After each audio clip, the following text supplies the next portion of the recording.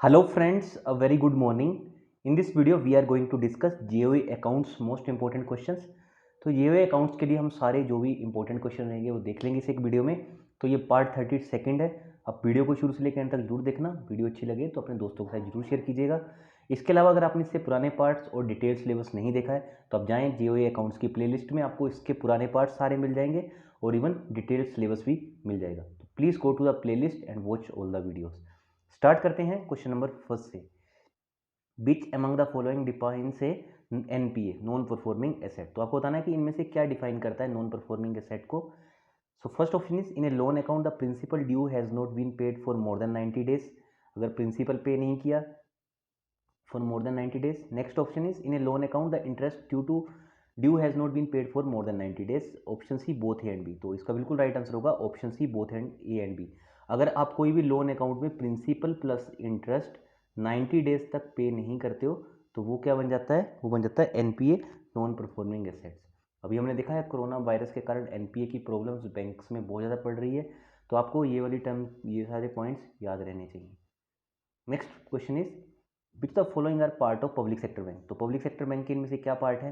तो दोस्तों first option is state bank of India. तो state bank of India is part of public sector bank क्योंकि government की share holding more than 51% है। Bank of Baroda, इसमें भी मोर देन 50% है। Next is regional rural bank sponsored by A nationalise bank. तो ये सब जो है वो पब्लिक सेक्टर बैंक है। Option D is the right answer for this question. But regional rural bank में एक जो आपको स्पेसिफिकेशन याद रखनी है, रीजनल रूरल बैंक में क्या होता है, जो सेंट्रल गवर्नमेंट होता है उसका शेयर होता है 50%, स्टेट गवर्नमेंट का होता है 15% एंड स्पॉन्सर्ड बैंक का होता है 35%। स्पॉन्सर्ड बैंक मतलब जो उस एरिया का लीड बैंक होता है वो रीजनल रूरल बैंक को स्पॉन्सर करता है। तो आपको ऐसा पैटर्न याद रखना है, 50 by central government, 15 by state government and 35 by sponsored bank. Option D is the right answer for this question. Which among the following committees had recommended income recognition and asset classification norm। तो IRA norms किस committee के under आए थे। तो दोस्तों committee से related भी कई बार हमने देखा है, बहुत से क्वेश्चंस पूछे जा चुके हैं एग्जामिनेशन में। तो राइट आंसर होगा option C, Narasimhan committee.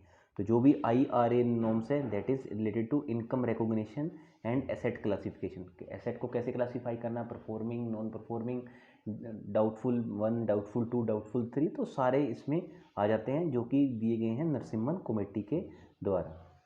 Next question is what do you mean by the term called DRT when it comes to the recovery of bank dues. तो आपको पता होगा डीआरटी बहुत इंपॉर्टेंट टर्म है इन बैंकिंग टेक्नोलॉजी। तो DRT क्या होती है, DRT is basically debt recovery tribunal. तो ये भी आपको याद रखना है। हो सकता है कभी एग्जामिनर आपसे पूछते कि डीआरटी में आर क्या है या फिर टी क्या है, तो आपको याद रखना है it is A date recovery tribunal. तो यहाँ पे वो कभी कभी ऑप्शन में दे देगा ट्रिब्यून, टैरिफ, बट आपको याद रखना है it is a tribunal. Next is which of the following has introduce banking ombudsman in our country. तो बैंकिंग ओम्ब्यूड्समैन किसने इंट्रोड्यूस किया है। तो दोस्तों जितनी भी प्रॉब्लम्स होती हैं बैंकिंग से रिलेटेड, तो आपको पता है वो सारी जो प्रोड्यूस, जो भी इसका सारा सोल्यूशन प्रोवाइड करता है वो बैंकिंग ओम्ब्यूड्समैन करता है, और जो इसके द्वारा जो फाइनल डिसीजन दिया गया है उसको बोला जाता है अवार्ड। तो ये आते हैं option option option A, reserve bank of India. तो आरबीआई को किसने, सॉरी, बैंकिंग ओम्ब्यूड्समैन को किसने इंट्रोड्यूस किया था, तो किया गया था रिजर्व बैंक ऑफ इंडिया के द्वारा। बहुत से लोगों ने, इवन ये लगता है इंडियन बैंक एसोसिएशन द्वारा किया गया था, आईबीए द्वारा। आईबीए जो भी है वो बैंकों के जो बेच के सेटलमेंट के डिसीजन होता है वो देखता है। तो आपको याद रखना है बैंकिंग ओम्ब्यूड्समैन को लेके आया था RBI, reserve bank of India. तो आगे मैं बताऊंगा कि ये आरबीआई ने किस एक्ट के अंडर इसको लिया था। तो नेक्स्ट क्वेश्चन पे मूव करने से पहले यही कहूँगा, चैनल को सब्सक्राइब कर लेना और साथ में बेल आइकन को प्रेस कर लेना। इसके अलावा इंस्टाग्राम और टेलीग्राम आप दोनों जगह हमारे साथ ज्वाइन कर सकते हैं, वहाँ पे आपको हर वीडियो की अपडेट मिलती रहेगी। इसके अलावा वीडियो अच्छी लगे तो प्लीज़ लाइक कर देना, आपके लाइक करने से मुझे जस्ट मोटिवेशन मिलता है। Next question is under the banking ombudsman scheme an arbitrator is separately appointed by. तो बैंकिंग ओम्ब्यूड्समैन स्कीम में अगर कोई आर्बिट्रेटर जो बेसिकली आर्बिट्रेशन का काम करता है, मध्यस्थता का काम करता है, तो इसको कौन अपॉइंट करता है। तो बिल्कुल सही आंसर होगा इसका option D, government of India law ministry. तो ये आपको ये भी पॉइंट एक याद रखना है। मूव करते हैं सेवन्थ क्वेश्चन की तरफ। ये एक इंपॉर्टेंट क्वेश्चन है। Banking ombudsman scheme has been introduced under the provision of. तो ये बैंकिंग ओम्ब्यूड्समैन स्कीम को लेके कौन आया था, आरबीआई, और किस प्रोविजन के under, they comes under banking regulation act, BR act, जिसको बोला जाता है बीआर एक्ट 1949। अगर आपसे पूछे आरबीआई एक्ट कौन से ईयर का है, तो आरबीआई एक्ट 1935 का है, वो भी आपको एक पॉइंट याद रखना है। Next is in the term CIBIL what do you mean by V. तो दोस्तों आप बहुत बार सोचते सुनते भी होंगे, इवन आपको आप देखते होंगे कभी कभी आपको मैसेजेस भी आते हैं कि अपना सिविल स्कोर चेक कीजिए। तो दोस्तों कभी भी आप बैंकिंग में भी कभी अगर आप लोन ले भी जाते हो, कोई भी चाहे पब्लिक सेक्टर बैंक हो या प्राइवेट सेक्टर बैंक हो, तो वो सबसे पहले आपका सिविल ही निकालता है, तभी वो आगे लोन की प्रोसेसिंग करते हैं। तो सिविल में आपको बताना वी का क्या मतलब है। दोस्तों सिविल बहुत इंपॉर्टेंट एजेंसी है इंडिया की। तो CIBIL is a credit bureau company of India. तो ये आपको याद रखना है, ये एक इंपॉर्टेंट पॉइंट आपको यहाँ पे याद रखना है। तो यहाँ पे सिविल क्या है, तो वी क्या है यहाँ पे, तो वी यहाँ पे है ब्यूरो, ये एक इंपॉर्टेंट एजेंसी है। ऑप्शन बी यहाँ पे रखना, सिविल में वी क्या है, bureau, option B. Next is which committee has recommended financing to self help group. तो कौन सी कमेटी ने रिकमेंड किया फाइनेंसिंग टू SHGs। तो बिल्कुल सही आंसर होगा ऑप्शन ए कालिया कमेटी। तो SHG क्या होता है, जो आपको पता होगा बहुत से लोग मिलकर एक सेल्फ हेल्प ग्रुप बना देते हैं, जिसको ज़्यादातर बोला जाता है बचत गट टाइप भी बोला जाता है, जिसमें वो कुछ ना कुछ सेविंग करते हैं और एक पर्टिकुलर पर्सन को फिर वो लोन दे देते हैं कुछ हाई रेट ऑफ इंटरेस्ट पे। तो वो जो रिकमेंडेशन है कि इनको फाइनेंसिंग करनी है सेल्फ हेल्प ग्रुप को, वो किसकी रिकमेंडेशन के बाद ये किया गया, तो ये है Kalia committee, option number A. Next question is when a currency is converted into any another currency without any limit for any purpose it is called as. जब कोई करेंसी को दूसरी कन्वर्ट किया था दूसरी करेंसी में बिना किसी लिमिट के और बिना किसी पर्पस के, it is called as fully convertible. जब कोई करेंसी पूरी तरह से कन्वर्ट हो जाती है, is known as fully convertible currency. Next question is what is the necessity of foreign capital for a developing country like India. तो आप बहुत से टाइम सोचते होंगे, इवन सुनते भी होंगे FDIs का, FIIs। तो दोस्तों FDI और FIIs का जो डाटा है, जो कैपिटल है, वो किस लिए भारत में इंपॉर्टेंट होती है। अगर आज की मार्केट की बात करूँ तो हमारी जो इंडियन अभी स्टॉक मार्केट भी अगर भाग रही है, तो उसमें जो मेजर कंट्रीब्यूटर है वो है FDI और FIIs।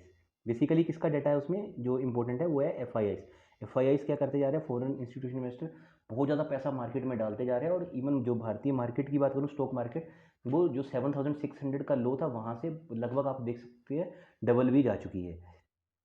तो इनकी क्या नेसेसिटी है फॉरेन कैपिटल की, it increases saving in the country, first point सही है।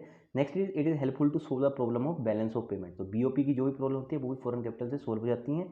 It is help for economic development of a developing countries. तो आपको पता भारत एक डेवलपिंग कंट्री है, तो ये भारत की जो इकोनॉमिक डेवलपमेंट है उसमें भी हेल्प करती है। तो राइट आंसर होगा ऑप्शन डी। तो फॉरेन इंस्टीट्यूशन किस हिसाब से हमारी मार्केट में पैसा डाल रहे हैं डेली बेसिस पे, मैं जो मेरी एक डेली न्यूज़ आती है, डेली न्यूज़ करके शाम के टाइम पे 8 साढ़े 8 9 बजे के अराउंड वो मैं वीडियो डेली डालता हूँ। तो वहाँ पे जाके आप देख सकते हैं किस तरह से फॉरेन इंस्टीट्यूशन इन्वेस्टर डेली उसमें डेली की किस तरह से उनकी ट्रेडिंग एक्टिविटी रहती है, वो मैं डेली अपडेट करता रहता हूँ।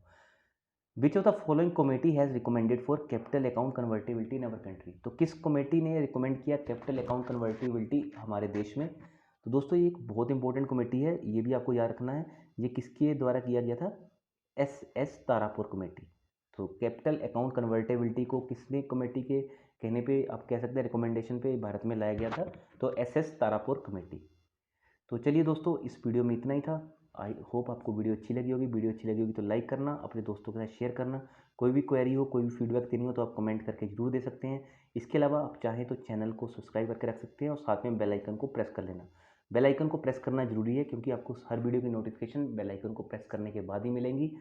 So thank you for watching this video, और अपना कीमती समय मुझे देने के लिए आपका बहुत बहुत शुक्रिया। सो बहुत जल्दी मिलते हैं हम नेक्स्ट वीडियो के साथ। So God bless you all and keep supporting us, keep loving us. Thank you so much.